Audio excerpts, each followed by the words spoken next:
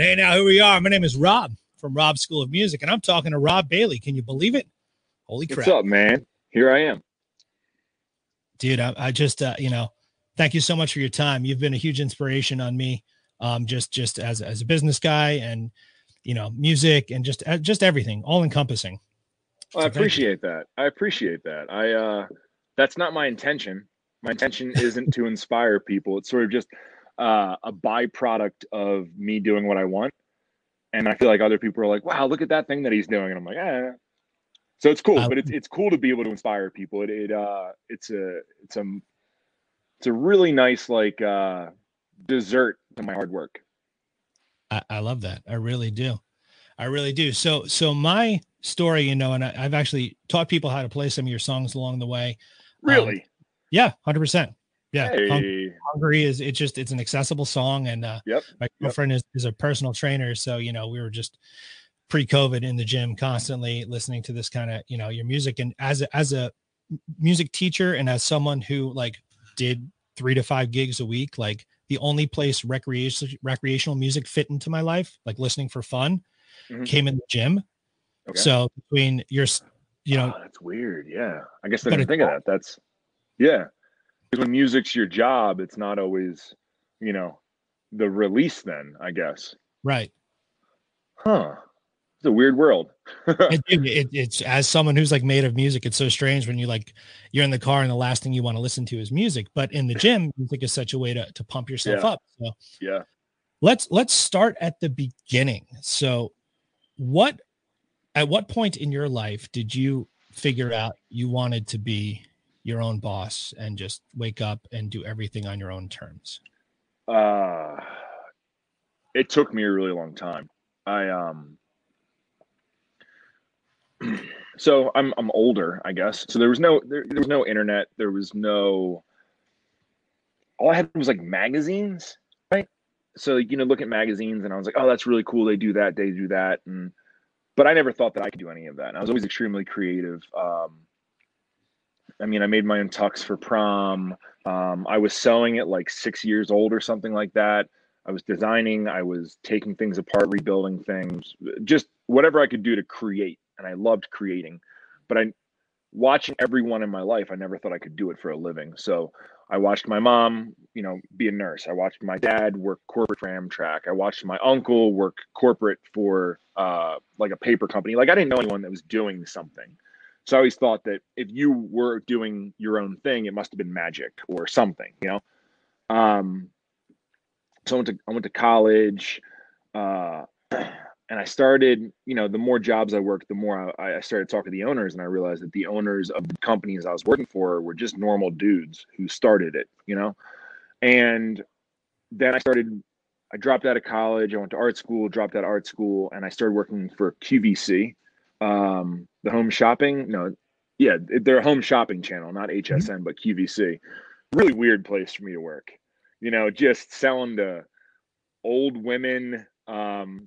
I was in charge of makeup and cooking and dining, just weird, right? So my position was a graphic designer, but because I like to have my hands in everything, I sort of stepped up. So I would work with the buying team would buy a pressure cooker. And then the pressure cooker, they'd come and they'd present it to the team and they'd say how we're going to sell it. And the marketing team would come up with this thing. And then the graphics team and design team would come up with something. We'd present it. We'd go do the photo shoot. We'd get the story. We'd tell the story to the hosts. The hosts would then, sell it online or on air. And based on that, we would sell it online. And I saw everything sort of spider and work together. And not many people cared about the whole process. Everyone cared about their individual part in the process. But I was watching the whole process and I was like, these people no one here is intelligent. Everyone here is going through the motions. This isn't that hard. So while I was realizing that, maybe mid-20s or early 20s, I came in contact with a guy who was starting a business and he wanted to hire me as a graphic designer. So I came in as a graphic designer and he quickly realized that I was capable of everything I wanted to do and he could really utilize me. So I said utilize, I meant to say exploit. He exploited me for about 6 months, took complete advantage of me. It was horrible. But I got this giant lesson in business. And once again, I was like, this dude isn't that intelligent. Like, he may got over on me, but he's not that smart. And the product he came up with, and we developed a product together. And then I was like, I bet you I could do stuff.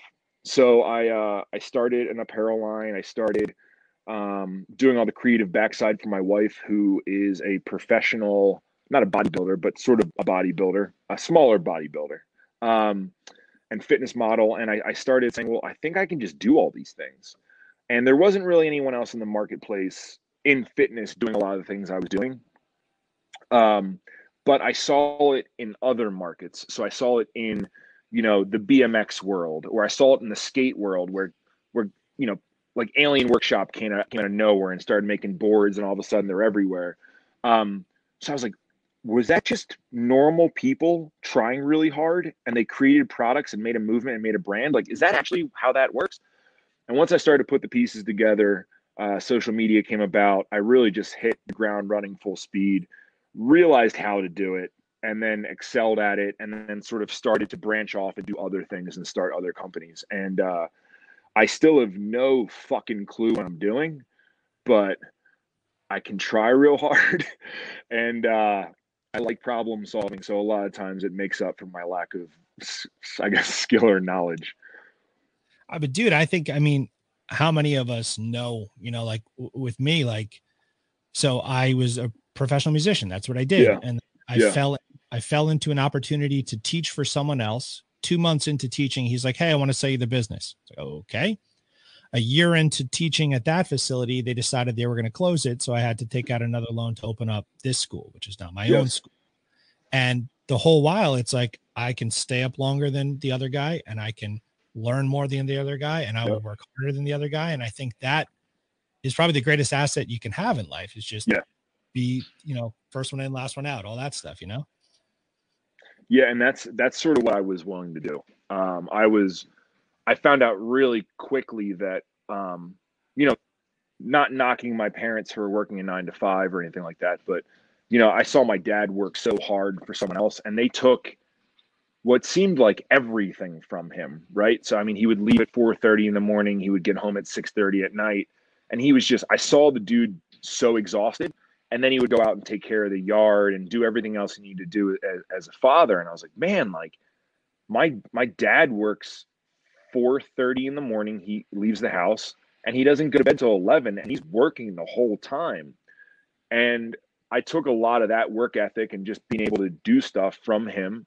So when it came time to, start businesses or do anything, it was to work a 20-hour day for me was no big deal, and where other people are like, oh, I'm so hungry, or I'm tired, or I need to call my girlfriend. I was like, well, I can just keep doing this. Like I started to pride myself on just being able to outwork everyone. No matter who it was. Like, if I wasn't smarter, I would still get the same job done. It might take me longer, but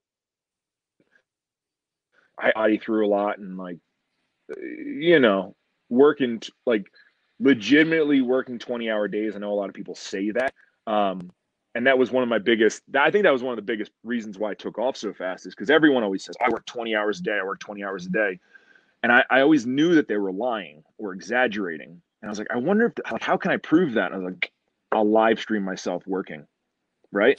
Like, if you can sign on at 3:00 in the morning and you can still see me working, I'm actually doing it. So I went through, when I started Flag Nor Fail, which is my apparel line, which is what I'm wearing.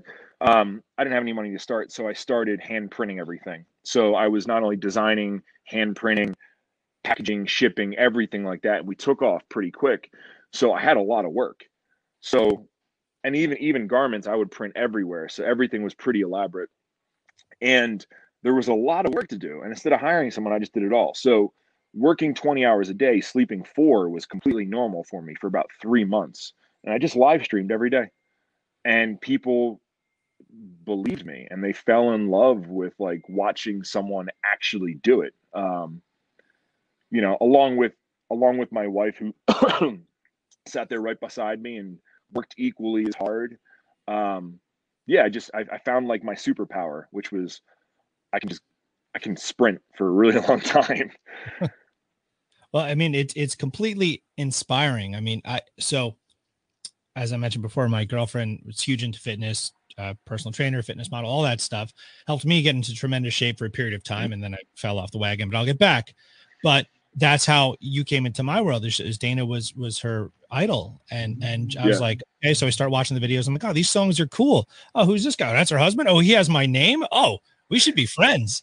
And just watch that, you know, it's perhaps dopey to say, but that power couple thing where here's a unit, here's two people doing everything together, just as one, and creating this empire. I just think it's absolutely incredible. So we worked out really, really well together. I mean, obviously, like looking back now, it's like, ooh, there's a lot that could have been fixed. And a lot of missteps we took, just like in any relationship. But yeah, man, the big, everyone's like, oh, how do you make it work? How did you make that happen? And it's like, she 100% trusted in me. She told me her goals, and I said, I will make this happen for you if you listen to everything I say, and essentially you follow directions and just support me. We'll do this. And in saying that, she just had full trust in that I cared, that I had her best interests, and we just ran full speed. And anytime that she didn't really speak up the whole journey, like she never really like said, oh, we shouldn't do this, or she just sort of listened to me and let me drive the boat. And the biggest thing was whenever she remotely spoke up, I was all ears and I would do whatever she said. So it was a really interesting dynamic. I've never seen anyone before like her, but she's someone that when you give a specific task to, she'll execute it. I mean, she preps for 22 weeks. So once again, for people that are watching that don't know bodybuilding, she's on a limited calorie restricted diet that's pretty much just rice, chicken, broccoli, and then cardio and lifting, and just very, very strict. And she'll go 22 weeks and not make one mistake. And when I'm saying she won't take a bite of a cookie, she won't stop the stair mill 1 minute early. Like, she executes. I've never seen anyone execute like that. That's incredible. We're pretty solid team. Definitely. And it comes across that way. I think one of the things that makes, you're saying in the beginning, you're being you, and it's the byproduct is inspiring people, but that wasn't the goal. It's just how it is. I think you put out such a real version of yourself to the world, which is very raw and honest. And I think that's just something that, how could you not be drawn to it? Here's a guy being a guy doing his thing. And when it works, you see it. And when it doesn't work, you see it too, but you being guaranteed it's going to work the next time, because there is no stopping. Failure's part of success. Mm-hmm. It's working. Yeah. Yeah. Thanks, man. One of the things I learned really soon, or in the beginning, was just being authentic.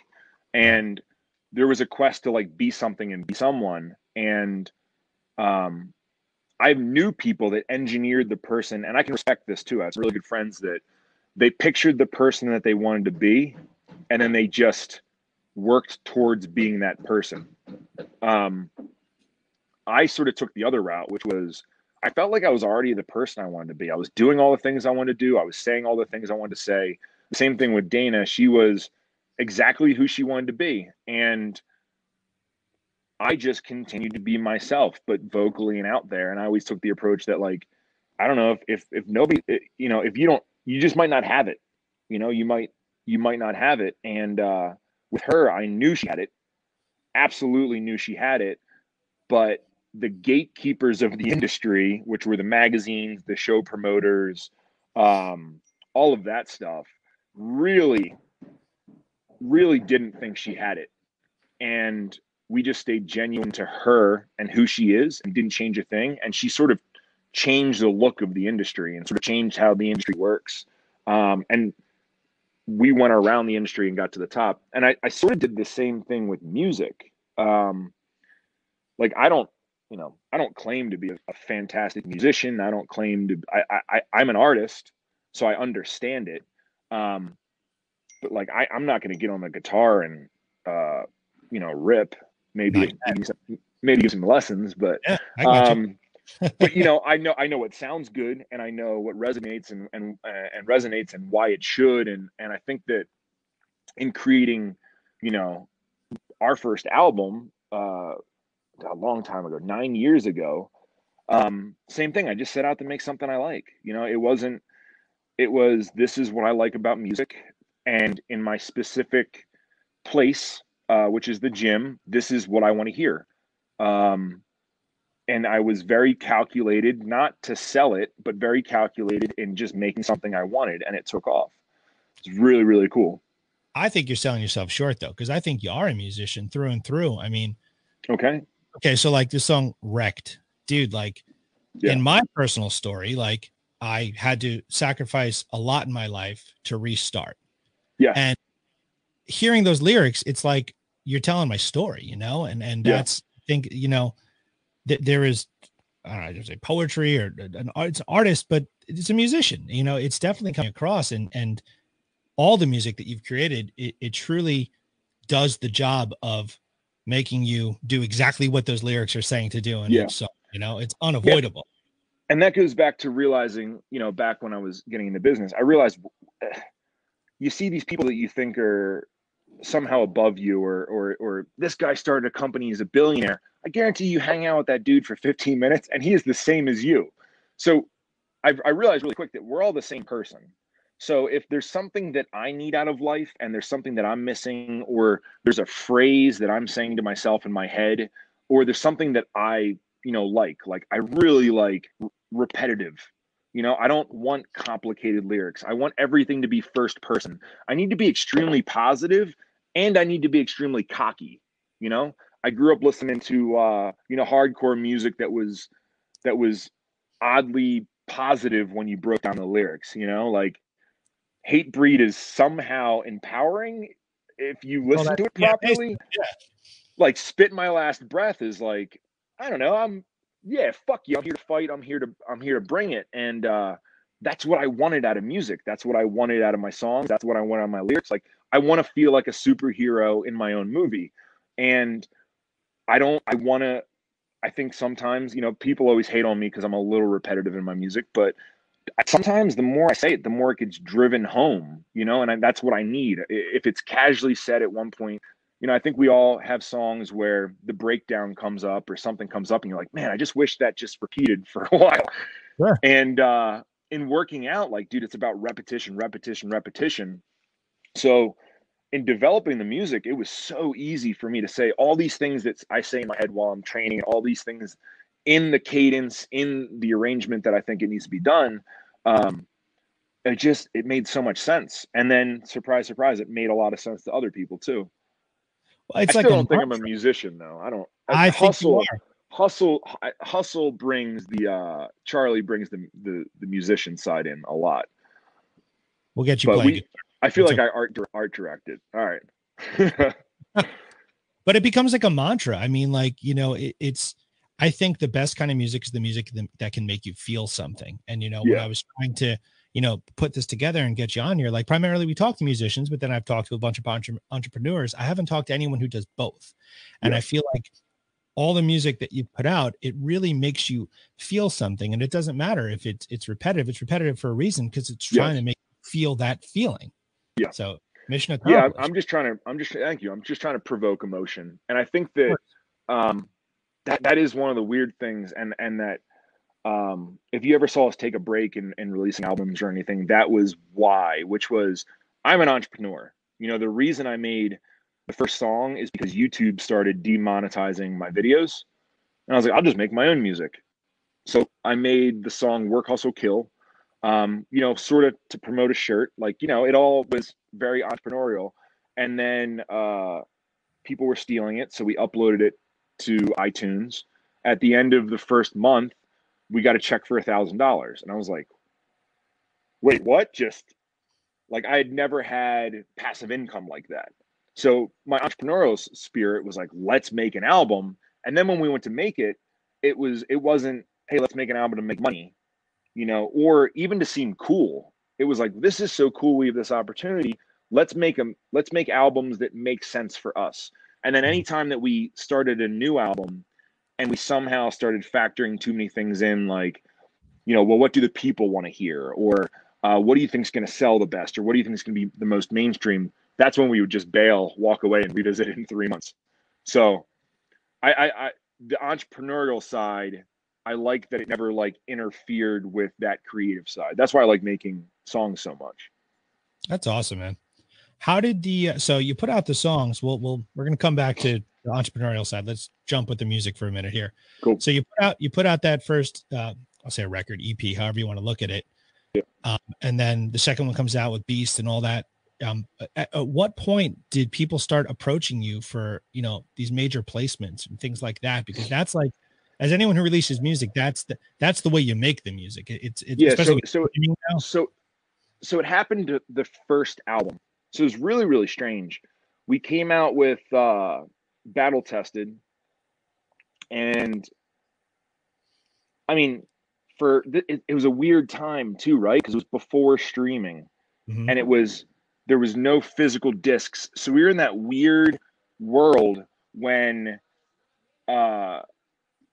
you had to like buy digital albums off of YouTube, or off of iTunes, they still cost the same. So, I mean, like our initial weekend of releasing the album, we did like $30,000.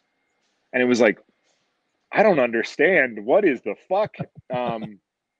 So, and it like continued, but we hit on the charts, I believe, on the iTunes charts. I think we got to like 27 overall, which to me was like, how are we doing this? And it's back when iTunes charts, now I hit number 1 on iTunes charts, and it's like, I know it doesn't matter because it's a weird spike of 600 people purchasing that day and everyone streams anyway. But back then that was a big deal. Sure. And I'm pretty sure that we hit on the Billboard charts have something called the Heat Seekers, and we hit 13th on the Heat Seekers chart for Billboards. And it was just it didn't seem real, which I think is good, because I didn't take it serious. I was like, oh, this is cool. People like stuff. I also didn't think it was going to do well, so I told the other half of my band, I was like, hey man, whatever the album does financially, you just keep it. Fuck it. Like I'm doing these, I'm just doing this for fun, not realizing it was going to do so well. And then just continued to do well. And we had a guy, we knew we didn't want to sign on an album or a label or anything like that, because I don't like feeling like I have a boss. So there was a guy, Phil, with Wonderless Music, I believe is his company name. And he was he just handled our placements. He was friends with Charlie. He did some freelance work with Charlie. And dude, next thing you know, they're like, hey man, Under Armour wants to use your song. And I was like, Under Armour, like the brand? And they were like, yeah. And they sent a video clip of them using Hungry as the song. And I was like, this is crazy. So I never saw that on TV. But I saw it on YouTube. I got like, which was crazy to me. I was like, they're using my songs in real commercials. After that, we got hit up by ESPN, I believe was the next one. And ESPN used it in, there's a show about quarterbacks, like young quarterbacks, like maybe it's like 21 something or 22, I don't know. But they used it as their theme song. So I had to like quick upgrade my cable so that I had ESPN so that I could watch this. And it was just crazy. After that, we got picked up by the NBA. The NBA used it for it was a game 6. So like they're doing the intro and like LeBron's dunking to Hungry. And I'm like, just my mind's blowing. Like, I don't know how we got here, because we weren't hard selling. It was just like organically happening.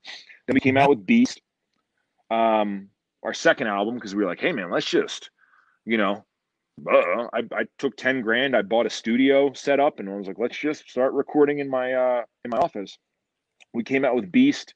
And that was like, Antoine Farquhar wanted to use it for South Paw. Trying to think it like there's a couple other Netflix shows, and like all of a sudden we're getting all these placements. It was crazy. I honestly don't even know how it happened. I have no idea. You just did it, man. That's what happened. I think that's what happened is we just did it. It was good. It was all just good, and it was just working, and I think it was fresh. I think that we hit a market that didn't exist. And iTunes, whenever we released an album, we always struggled because iTunes would move us to workout music. And I was like, no, don't put us there. That's like, it was weird, like Paula Abdul remixes for aerobics. And I was like, we don't belong there. And they're like, so what are you? Are you rap or are you punk? And I was like, electronic? I don't know. Like, I don't know what genre it is. It's for people that want to get hype and do cool shit. Like, you don't have to be in the gym. And that's when sports teams start picking it up, you know? That got really, really cool with seeing like the Spurs come out or the Dallas Mavericks and all these the Cubs would play at their stadiums. And but it was the players listening to it. And then the players would then suggest it to people, and it just worked its way through the internet. That's the beautiful thing about the internet right now, is like the gatekeepers are gone, man. Like, if people like stuff, they'll just play it. Yeah. That's one of the things we do with a lot of the younger musicians here is I put them in bands and I try and get them creating, because I think music, it's great to play other people's music, but if you can't express yourself with your own music, you're kind of missing a vital step in what the process is. And I'm always telling them, like, go on Instagram and just put out a video every day. Just put it in your story. It's gone in 24 hours. Who cares? Just document and put it out. And just as you said, the gatekeepers are gone. Like, you can, on TikTok, you can just click and all of a sudden you're viral, and it's just, what the fuck just happened? Yep. And it's all just practice, you know? So like, you give the average person a cell phone and you say like, hey, hard sell this item, or talk about why, you know, this pen, that's a dumb one, but like this knife, talk about why this knife is so fantastic. And like, it's hard, man. It's hard to do a podcast. I remember the first interview I did, and I'm falling all over myself. And now it's like, oh, it's comfortable. It's what you do. But it's that repetition of, same as playing the guitar. It's the repetition of doing it where you get comfortable. If you handed me a guitar right now, I would be like, am I holding it right? Is this how I hold it? But you get that repetition, and same thing. Yeah. Film yourself every day, man. Make vlogs every day, and don't even show anyone. You know, but get that, start creating, figuring out how you create, what makes you special, what you like, and eventually something's going to work. Yep. And that's a parallel I always try and draw. I think I was mentioning to you earlier, like, to get good at a musical instrument is similar to getting in good shape. You got to work at it. You got to put in those reps. And I use those things when it comes to, I give someone a scale to practice or a chord progression. I look at it the exact same way as you would say, okay, we're going to do 15 at this. Then we're going to make the weight heavier and go 10 and so on. It's the same concept as you're just trying to get the reps in to become a master at whatever you're trying to do, but you got to earn it. There is no shortcut to it. No, there's not. I mean, I feel like I took a shortcut because I just scream. But or yell or whatever the hell I do. Scream in key, and you can harmonize your screams. That's hard to do. I can harmonize now. Yeah, my last album, that was a huge step for me. I got Grant was sort of acting as like my vocal coach, and he was like, "All right, see if you can hit this," and he would sing it. And I was like, "I don't know, man. That seems high." And he coached me through a lot of the stuff, and we practiced a little bit. And next thing you know, I was harmonizing. I feel pretty good right now. I didn't think I had any talent, but if I can harmonize a little bit, here we go. Harmonizing is way harder than just regular singing, because to not drift to the main line, because everyone does that. You're like, I'll hit this note. Okay, now you hit this note, and then you hit the other note, like, and they just match you. So the fact that you're matching yourself, that's a talent. That's a musician. Trying. All right. I like that. Thank you. My pleasure, man. It's a fact. All right, let's go. Let's, I think it's fascinating. And this is maybe an overused concept, but let's walk through a day in the life of Rob Bailey. Oh, shit. What's your morning? And I know you're building the new space. It's beautiful. So I'm sure it's a bit crazier now. Doing a lot right now. My, the way I'm looking at my days right now. And, so I like to fight. I like to like look at things as a fight. Like, that's the easiest way for me to do it. I feel like if you're walking down the street and someone punches you in the face, you're very surprised. It's very hard to take a random punch. But if you're in a fight and you get hit, it's like, yeah, I'm in a fight. Of course I got hit. That was nothing. Bring it on. And I'm able to fight back because I know that I'm in a fight. So my day to day, I sort of position myself knowing that I'm in a fight. So right now at the end of every day, dude, I'm just happy that I feel like a fucking champion that I got through it, because it's been something. Geez. So my alarm clock goes off at 4:45. I've laid all my stuff out the night before because I know that if I want to be out of the house in 15 minutes, I have to be somewhat with it. So I leave at 4:45. I get out of the house by 5 or 5:05. I have about a 25-minute drive to my garage. Inside my garage, I have a treadmill. I run 5 miles every morning. I don't go over 5 miles. I stop right at the 5. I get off, and I train for about an hour and a half. I do like an athletic bodybuilding training. Then I go shower, and by that time it's like 8 o'clock, and I'm in the office. Every single day is different. I started buying real estate. I manage real estate. Obviously doing music, doing podcasts, putting out my own content, my own YouTube channel. Executive work. I'm building these buildings. I have other things that I'm building. GCing construction, on 3 different supplement lines, developing new lines, managing my wife's line, managing the employees. I do that all day. I just started backup photography. I design, blah, blah, blah, blah. So I generally do like random work throughout the day until about 9 o'clock at night, 8:30 or 9 o'clock at night. And then I drive home. It takes me about 25 minutes. And then I prep all my food. And I try to get asleep by I try to get in bed at least by 11 and asleep by 11:30. And I do it all over again. Wow. Some days are better than ever. Some days in the middle of the day, I'll look up in the sky and I'll realize it's really nice. And I actually just bought an airplane. I'll go fly my airplane. But most of the days are just like today, where it's just like work and then get done at 8 or 9 o'clock at night and start over. Dude, I just cannot let that pass, that you're probably the only person I'll get to speak to in my life who can say, I look up at the sky and it's beautiful, so I jump in my airplane and I go fly. I can almost, so we can't even fly drones at our warehouse right now because we're too close to the airport. So 2 minutes up the road, literally 2 minutes, I have a 182 turbo that if there's a 2-hour window, I'm in the sky. Absolutely. That's crazy. That's crazy. I mean, I remember watching the videos when you're training for the pilot's license. I was like, this dude's going to do this. That's not trying, man. Task, well, man. I saw it. I one of my biggest things that I've been obsessed with is I like obviously problem solving. And I've noticed that the one thing that always holds me up from problem solving is abundance, solutions, everything like that. And with seeing the way the world's going, and I don't want to get too deep into that, but I was like, I feel like at some point in time, they're not going to let me on an airplane. I better get my own. So whatever it was 3 or 4 years ago, I started working towards that goal and accomplished it last year, just because freedom's my number one thing. I love feeling like I'm in control. I love freedom. I love being in control of my own destiny. I love abundance. So if I want to be able to travel somewhere, I want to be able to do something. If there's anything in my way, I want to try to mitigate that, stop it, wipe it away, so that I can just be as free as possible. I couldn't agree more, man. Over the course of this last year, I've been very blessed in that I've been able to take my business, which is a brick and mortar music lesson business, and transition to this online thing where I'm doing these interviews with incredible people and we're teaching students all over the country. And it's just, I've been written up in a couple of different papers and been on other podcasts and stuff. So people are coming to me, they're like, Rob, it looks like you're doing so great. And I'm like, you know what? I'm still at a place where I'm here every day. I'm breaking my ass working. But I think to me, truly being successful is being free to do whatever. It's not a fancy watch. It's not, it's being able to just say, fuck it, I'm going to go fly my airplane for 2 hours. Yeah. It's freedom.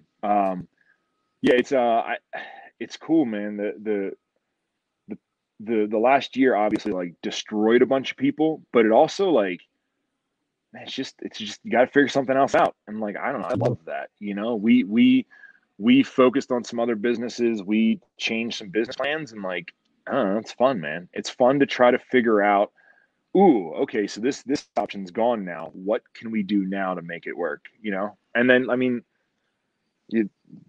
teaching online, building that platform out, doing all that, you just went from, hey, there's wherever you live, there's that many people, to now you have the whole entire world to work from. Right. Now all of a sudden your prices can triple and you'll still find the clientele because you're dealing with the world instead of dealing with your 20-mile radius. Like, it's cool, man. It's cool to get hit by barriers and then figure out how to get around them.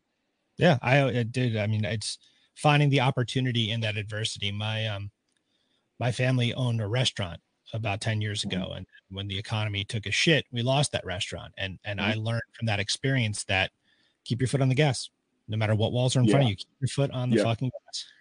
Yeah. That's one of the biggest things is I took my foot off the gas when I moved to Montana for a little bit.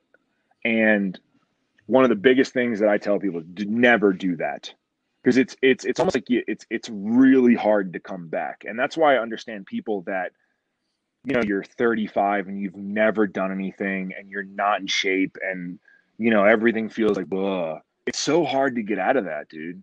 It's because it's hard to get up every day. Like, I'm a driven motherfucker. And I'll tell you what, from 4:45 to 5:15, and in the first 15 minutes I'm on the treadmill, I'm like, what am I? This is the worst. I should not be on this treadmill right now. And still, to this day, I've been doing it for 4 months, and my brain, it does everything to convince me. It's like, hey, man, you really got to poop. You should get off the treadmill. I'm like, I don't, shut up, you fucking brain. Like, I do not have to go to the bathroom. I'm fine. They're like, yeah, but you're thirsty. I'm like, I got water right here. They're like, yeah, but what if you finish that water? You should go get it. It's like, it's just a fight against my brain to shut up, because all it wants to make me do is get off the treadmill and like lay down on the ground. Yeah. And I understand that inner battle that people have, man. It's just like, no, you just like, if you got to decide what you want, you got to make it clear, and then you have to execute it viciously, and don't slow down, you know? And if you're running and you're not liking how you're running, you can change it. Just keep running. Yep. Dude, I see it with students. I'll see it, you know, I turned 38 next Wednesday. So I'll see students my age. Thanks, brother. So I'll see students, you know, in my age bracket and older, who have they'll sign up for lessons and then they just start canceling left and right. And they just want to say, I have a guitar teacher. I'm a guitar student. It's just I know that. You know, they want to have it show off and tell their friends, but they don't want to actually do the work because they're making every excuse possible. And it's, I'm proud enough to be able to be in a place where I can fire a client and say, you're not doing the work. And it's, that time should be with someone who wants it, you know? Yeah. The coaching space is very interesting. Business. I saw it start early on with fitness coaches. Everyone wants to talk about, oh, well, this is my coach, and this is, it gets pretty exhausting. And that's all they want to do is say they have a coach. Same thing with business coaches. Oh, this is my coach. This is my business coach. I don't care who your business coach is. Let me see your portfolio. Right. Yeah. Exactly. Yeah. This is my mentor. This is my, and it's like, it is frustrating that people are going through the motions with stuff that really matters. You know, like, you signed up for lessons. You obviously wanted to play the guitar. What are you doing? You're watching Netflix, man. Right. You know, you're not doing anything. I doubt that you're doing anything, or you could rearrange to make it happen. Like, make it happen, dude. But that follow through is, it feels like it's getting harder and harder for everyone, for multitude of reasons. But yeah, it sucks to see. It bums me out because, like, I'm not even mad at people. I just feel bad, you know. It's a sad. It is. It's not anger. It's like, what are you doing with your life? Yeah, it bums me out because I know how bad I feel when I don't follow through with something, and I can't imagine just not following through. So I don't know. That's part of, I think, why I stay.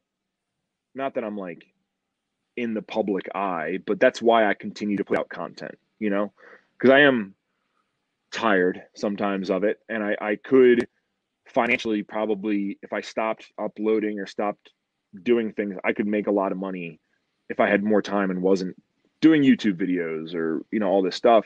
But I like it, man, because like people come back to me years later, and I don't know how I say things that inspire people, because I just feel like a dumb idiot. But I'll get somebody like, hey, 5 years ago, you said this to me and it changed my life. And I'm like, are you just saying that to be nice, or did that actually happen? Because I don't remember saying anything revolutionary. Like, it's just the way you said it. I'm like, all right, man, as long as your life changed. So like, I almost feel like an obligation to keep uploading content and somehow affecting people.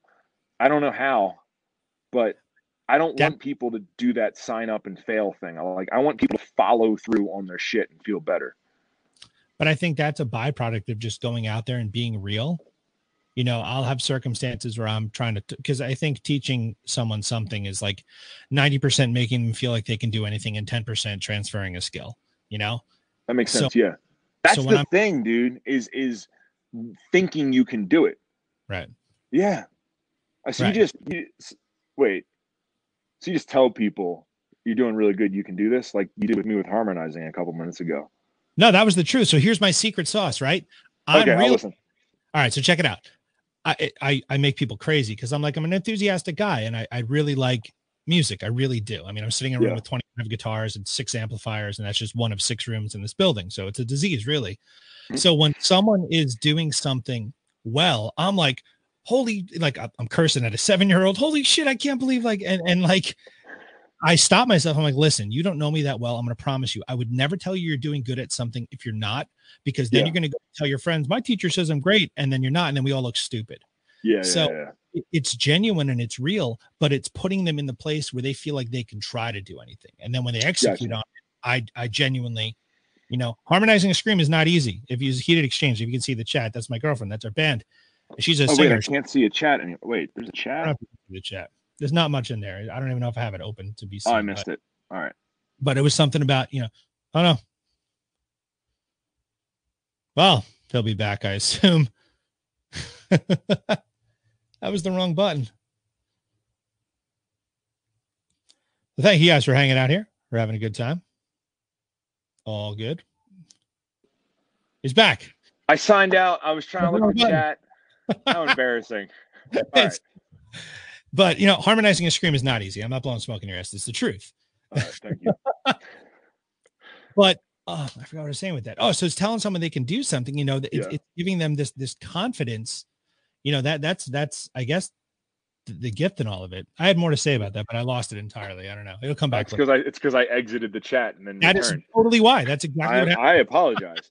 But no, that's something that I struggle with is, I'm not good at managing employees because I'm not even good at holding relationships with people because I fully believe that anyone can do anything. I'm still that delusional, what do you want to be when you grow up? And they're like, astronaut. I'm like, fuck yeah, you can do it. Awesome. I believe that, and I think a lot of times I have more belief in people than they have in themselves. And when they don't do it, I'm like, well, why didn't you try hard enough? And it's almost like I can't relate. And then we don't do good as friends. I just have so much faith in everyone. I feel like it may not be the most traditional way to get there, but you can do it, my example I always use is if I said right now, I'm about to turn 38, I'm 6'3", I'm currently 260 pounds. And I feel pretty comfortable being I could play in the NBA. Now, realistically, no, there's no way right now I could get to the NBA, but I could somehow work hard enough to get myself courtside, where I could somehow become a good enough writer and critique the game enough where I could become really, really, really close to playing in the NBA in some kind of way, And I think that's what I think people need to realize is there's whatever your dream is, there's some way to get really, really close to it where you're virtually doing it. If you want to work for NASA, there's a way to do it. If you want to work for Tesla, there's a way to get there. And it's just how much you want to put in it and then your angle to get there. And I have this weird thing where I just believe in everyone. I think that's, I agree with that entirely though, because there's always a way. That's one of the things that we're always trying to teach. Everyone who picks up a guitar, you're not necessarily going to become the next John Mayer or next Eddie Van Halen, next Taylor Swift, whatever your hero is, but you can find a way to make music your job. You definitely can. You can be 100%. In the industry. And I think that's with anything, if you just do the work. Mm-hmm. It's so simple, isn't it? Right. It's just, we're talking to each other. I'm like, yeah, you just do the work. And the work isn't always conventional and you're going to have to pivot and it might not work out the first time. You might need to find a different angle, but the biggest strength in everything is when you hit that roadblock, the way you figure out your way around it. That's, to me, that's what's made me the most powerful. It's made me the most successful is whenever I hit like a giant roadblock, I get excited. Like most people are like, damn, I failed. The ride's over. And I hit a roadblock and I'm like, wait a second. If I get past this roadblock, I'm gonna unleash like another level of like Mario Brothers where I'm like, now I'm on level 7. You know what I mean? Like if I beat this, the skill set that I'm gonna develop when I get on the other side of this is gonna be so powerful that like I'm never gonna be the same. So when I run into giant roadblocks, like I get excited and everyone around me is like, what do you mean? Like your building just caught on fire. I'm like, yeah, but now I have to figure out how to build a new building. And they're like, that's a really weird way to look at that, man. Like, dude, I'm telling you, I was in a situation one time where my laptop ate just shit the bed. I lost everything. And my immediate reaction was that like, well, now I'll get a new one and I'll just have to, maybe that stuff wasn't that good. Maybe I'll do it better. Mm-hmm. Yep. You know, when I found out that the music store that I was teaching out of was closing, I drove an hour home and immediately called a real estate agent friend. I'm like, listen, I got to find a spot. Like most people would have been shattered. I'm like, this is great. You know, now I can do something bigger and better. So I get it 100%, man. Yeah, it opens it up, man. It opens it up and it's like, now I can do anything I want. Right? Oh my God. It's great. Incredible. I have a question here. It says, do you still live on the farm with the animals? Do you have still the animals? Yeah. So we have a farm. I guess I haven't uploaded them in a while. We have, what do we have, man? We have a lot. We have like 6 or 8 goats. It's Dana's world. So we have 6 or 8 like mini goats. And then we have 2 giant Great Pyrenees. And then we have a pit bull. And this summer, one of the things I like working with my hands, like for me to relax is like manual labor. So if I'm looking to take a Sunday off, it'll be 12 hours of cutting and splitting firewood. And to me, that's better than fucking Cabo. So one of my goals this summer is to clear out a little more of our 20 acres, extend the fence so all the animals have a little bit more. And then she wants to get something like an alpaca, or she loves it, man. She loves animals so much. You know, we're pretty old. I guess we're 37 and we don't have kids. It just didn't seem like a priority ever. And the other problem is we still feel like we're 20.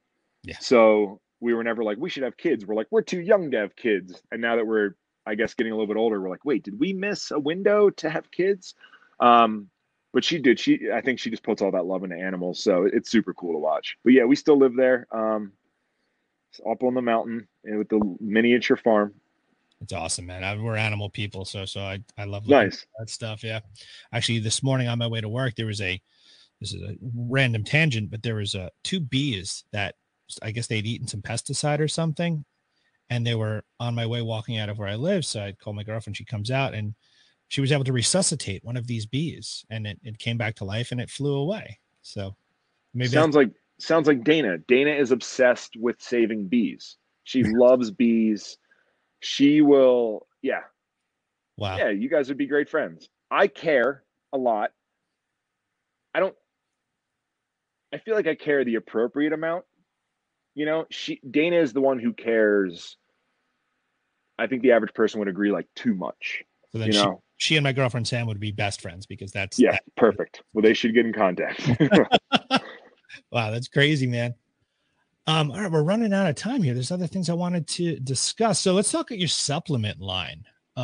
Because I think that's just such a cool space to be in because it's okay. So you have the apparel line, the Flag Nor Fail stuff is incredible. Your t-shirts fit really well and they're super soft. And I love the ones that had the stuff written on them. And I love you make this color green. It's like an olive army kind of green. And it's just during the summer and I have a tan, it's just the coolest color on me. So hell yeah, I like that. But thanks, man. Yeah, dude. But you guys have the vegan protein powder. I've been a vegan for it'll be 5 or 6 years. Oh no shit. Hell yeah. Yeah. Because I hit a bird with my car. I hit a bird. Wait, really? Car. That's why? Legit hit a bird with my car. The bird died in my girlfriend's hands. And I said, I can't do this anymore.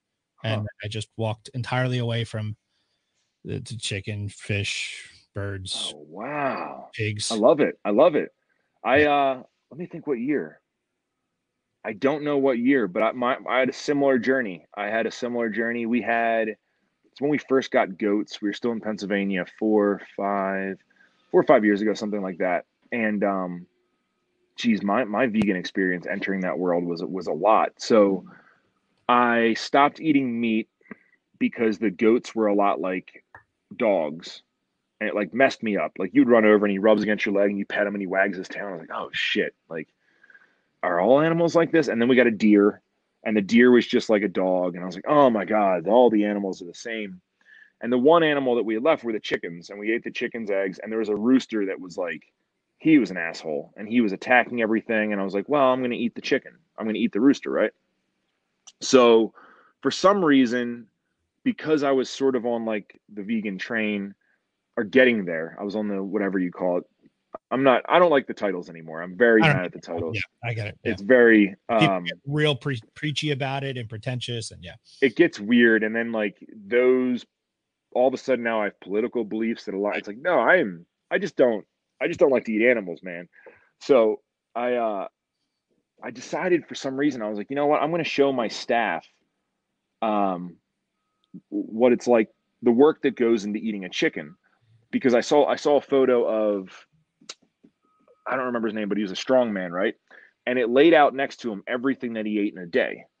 And there was like 3 chickens, 2 steaks, like all this stuff. And I was like, that math doesn't make sense. This many animals, like when we were designed as humans and all this shit, whether you believe in God or you believe in whatever, at no point in time were they like, okay, so in order for this thing to survive, it needs to consume 25 chicken wings today, and 25 chickens need to die. Like it doesn't make sense. The ratio of how many things need to die for one human to stay alive, no, it must be wrong. So I started experimenting different, and I killed the chicken.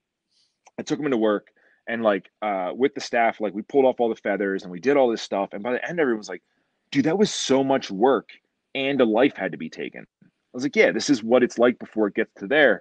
And like the more we started talking about it, it really started to click with me. So I dropped that. I did eggs for a long time and cheese. And then maybe 5 years ago, I was finally like, maybe I'll just drop that out and see what happens. And only positive things happened. Right. And then I was still fine. And I was like, oh my God, I've been lied to. Like I was told I was going to shrivel up. I was told I was going to die or get brain fog, or like all these things you hear of people like, I went vegan for a week and almost died. And it's like, what were you eating?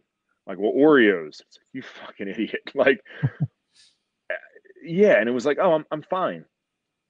And now my argument is, it's not as much that, but it's it's hard to I think live with the idea that like that animal did not have to suffer and die. Like we can pretend like we're lions, and lions go out and they have to kill and hunt and eat to survive, but you're too with it, man. Humans are too smart to like play that game of like, well, I'm just like a lion, I have to go out. And it's like, no, you're like, we're nothing like that. And to know that I've been alive for so long and like haven't consumed meat in what feels like 5 or 6 years, yeah, and I'm still fine, it's a fucking lie.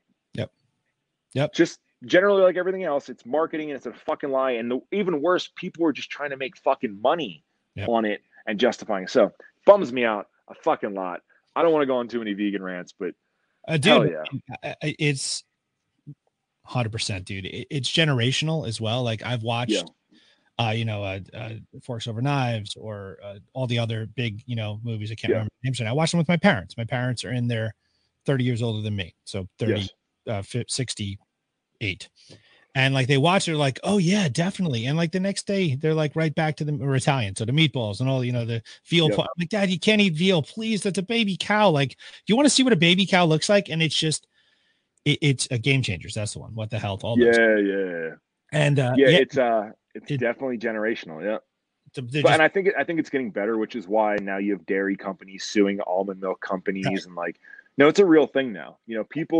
It's slow moving, but it's a thing, and it's getting there. Well, the reason why I brought it up was your vegan protein. Oh yeah, it's good, right? It's fantastic. I mean, dude, it's not the stupid over sugariness that you get in most of the fan. Like I have the Are you doing a product placement ad for me here? I'm doing it, brother. I'm doing it. So this is. Oh, hell yeah. Ooh. Okay. So, this is my second one of these, but the fruit, like the cereal flavor, it's not overly sugary, and the apple pie one is fantastic. The cookies and cream, like is Austin sending this to you, or are you purchasing this? Can you please send him? He sent me the. He said he sent you Onward. Yeah. Yeah, the vegan protein, it's a hard one, but I stopped a lot of those like heavy sweeteners and just, I started to get my blood work done back in Pennsylvania. And one of the things that like was out of control with all of ours was our lipids. And I'm like, well, how do we fix that? And he's like, well, do you consume any artificial sweeteners or anything like that? And I was like, well, not really. The next day I paid attention. I was like, oh, fuck. Yes, I do. And then in developing that protein powder, the more and more we tried and worked with formulas, we realized that it doesn't need to be this aggressive. Like, and even with the changing my diet, my palate changed to where I found myself not eating fried wings. So all of a sudden, when things were that much covered in fat, it was like, this tastes like fucking butter. Like it was just too much. So I started to appreciate flavor a lot more and didn't need like the creamy fucking sugary like whey had. And I started to appreciate a cleaner protein. So that's like the biggest complaint we get is people like, it's not sweet enough. And it's like, maybe you're the problem, not the protein. They're the problem. Dude, it's perfect. I'm telling you. And I've tried, because it's just an easy thing to grab in the morning. Just make a shake, whatever. And I've tried some of the other ones, and like I was so happy when you guys started doing the vegan stuff. So thanks, man. It's awesome. Thank you. We try. I like it a lot. That's why we make it. We make it because I like it. No one else here even uses it but me. Well, that's good. So yeah. Be the boss, right? Trying. All right, brother. Well, I don't want to keep you much longer. I'm gonna ask you one more question here. Cool. I'm ready. Let's see. I have 3 last questions that I was going to jump through depending on. Do you want to do like a fire round? I can answer quick. I feel like I'm answering long questions. Well, no. I'll just pick the most pertinent one. All right. Is this the direction you expected your life to go in? Yes. Okay. Well, then I can go rapid fire. Okay. This one you kind of answered a bit, but what is your best personal attribute and how did it contribute to your success?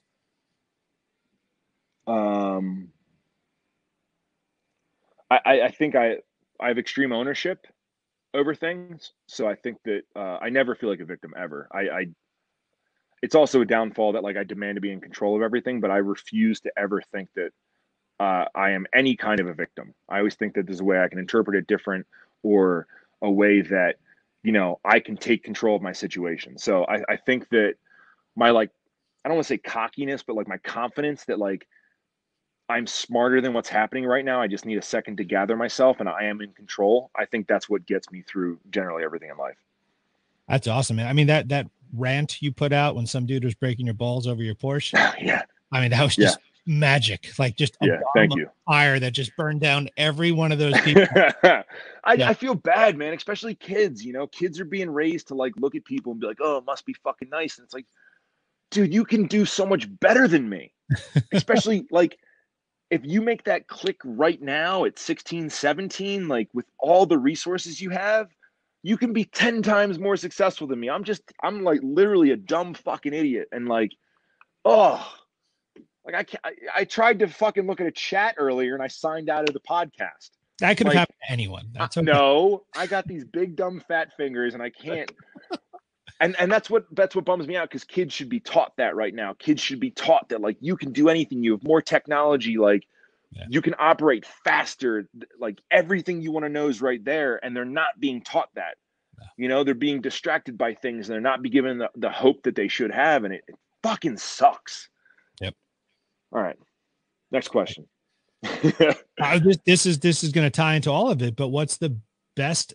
I mean, you just kind of answered it, but the best tip that you would give anyone if you just met a complete stranger, it'd be what you just said pretty much. Yeah, have more faith in yourself. Yeah.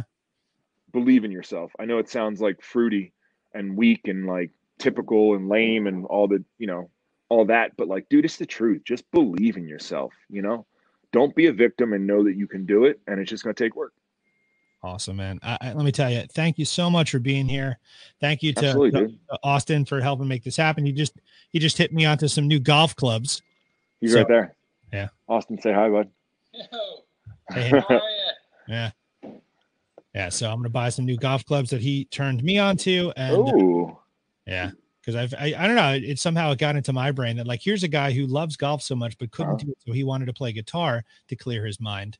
What if I play golf to clear my mind? Oh, so you're like the reverse Austin. I like that. Yep. I like that. Yeah. That's what we're going for. I'm being told here from my girlfriend that she thinks Dana may be an empath, which is what she thinks she is, which is someone who is absorbing the feelings of others around them. No.